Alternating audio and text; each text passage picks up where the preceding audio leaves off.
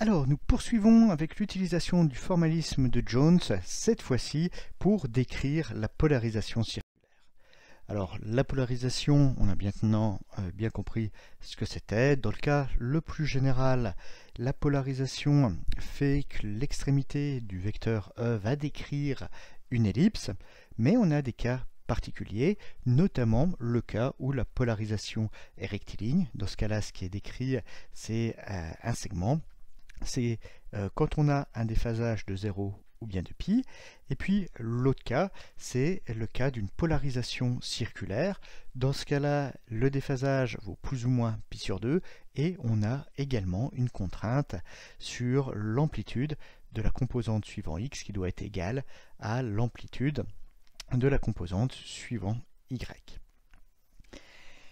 Le formalisme de Jones, ça correspond au vecteur E0, mais qui a été normalisé à 1.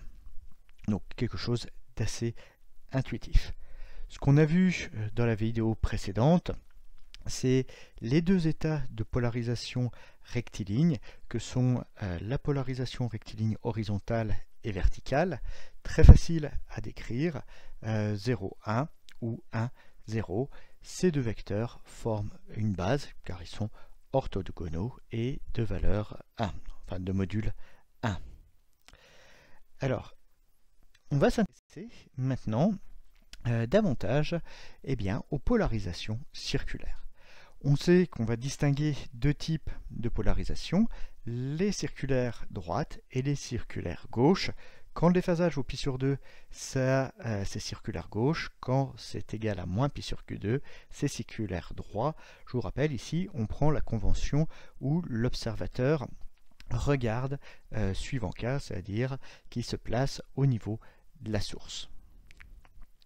Alors, quels sont les vecteurs de Jones qui correspondent à ces polarisations? Eh bien, si on prend E0 qui vaut E0x qui vaut E0y, ce qu'on voit, c'est que déjà on peut sortir de l'expression du vecteur de Jones les E0x, E0y dans la partie vectorielle, et E0x au carré plus E0y au carré, ça va valoir 2 E0x au carré. Donc on va pouvoir sortir E0x du carré, ce qui va s'annuler avec le E0x qu'on a sorti du vecteur. Donc ce qui reste plus, c'est qu'un facteur 1 racine de 2. Donc dans les deux cas, on a un facteur 1 racine de 2 qui est présent, et il reste à prendre en compte le déphasage. EI pi sur 2, ça nous fait I, et EI, enfin exponentielle I de moins pi sur 2, ça nous donne moins I. Donc voilà, on a l'expression en termes de vecteur de Jones de notre polarisation circulaire droite et de notre polarisation circulaire gauche. Ce qui est intéressant, c'est de calculer le produit scalaire de ces deux vecteurs. Ici, on a deux vecteurs complexes, donc il ne faut pas oublier qu'on a à conjuguer les composantes du deuxième vecteur.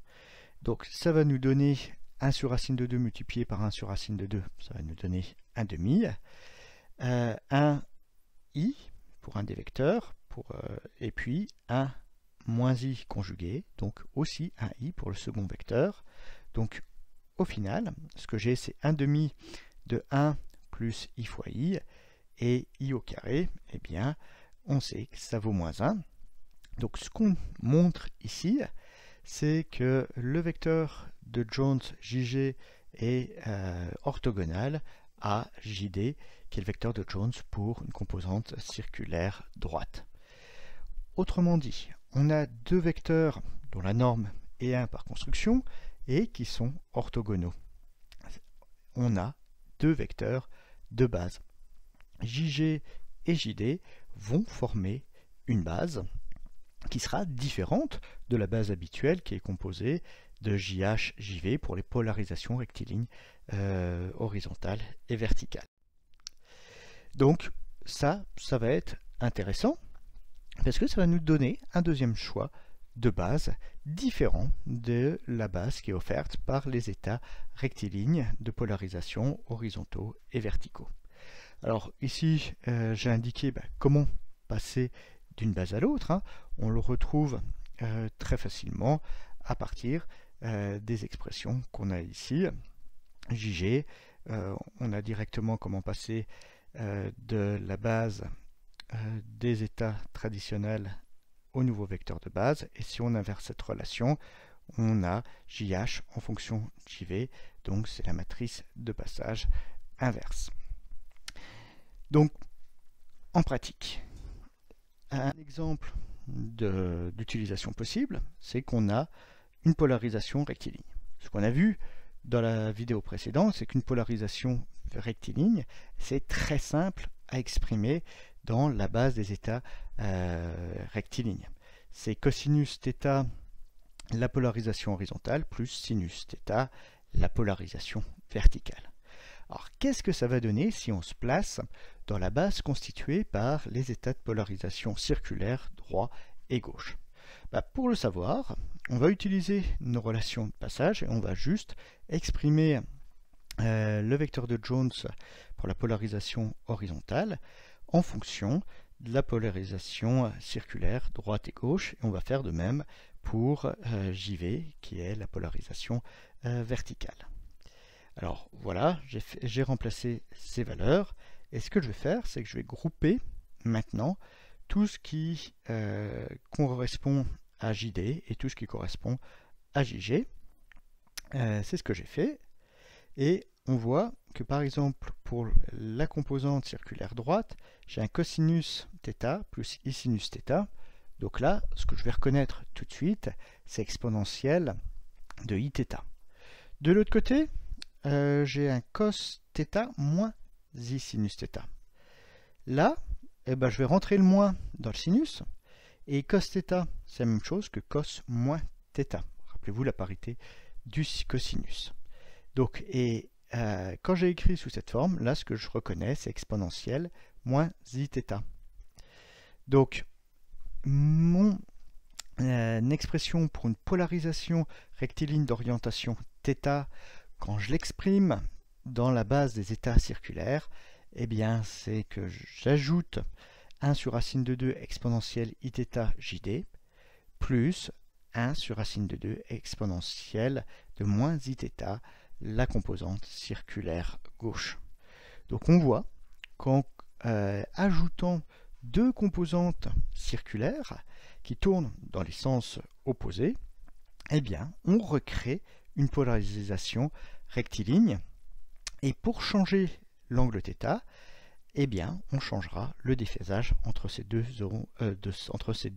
composantes circulaires. Donc voilà, tout état de polarisation rectiligne qui fait un angle θ horizontal peut être vu comme la somme de deux états circulaires gauche et droit qui ont la même amplitude mais qui sont déphasés d'une quantité de θ. Donc oui, on a deux possibilités pour voir une polarisation rectiligne. La plus intuitive, c'est de se placer dans la base rectiligne. On obtient un changement d'angle en changeant l'amplitude relative entre la composante horizontale et la composante verticale. Donc c'est un changement d'amplitude qu'on réalise. L'autre possibilité, c'est d'utiliser des polarisations circulaires. Et dans ce cas-là, on ne va pas changer l'amplitude de ces polarisations circulaires, mais si on veut changer l'angle qu'a cette polarisation rectiligne, ce sur quoi on va jouer, c'est le déphasage entre les deux composantes circulaires. Donc, suivant la physique qu'on considérera, ce sera opportun de raisonner soit dans l'une, soit dans l'autre des deux bases. Souvent, ce sera quand même la base des états rectilignes, mais pour quelques phénomènes comme la biréfringence rotatoire, on aura intérêt à utiliser la base circulaire.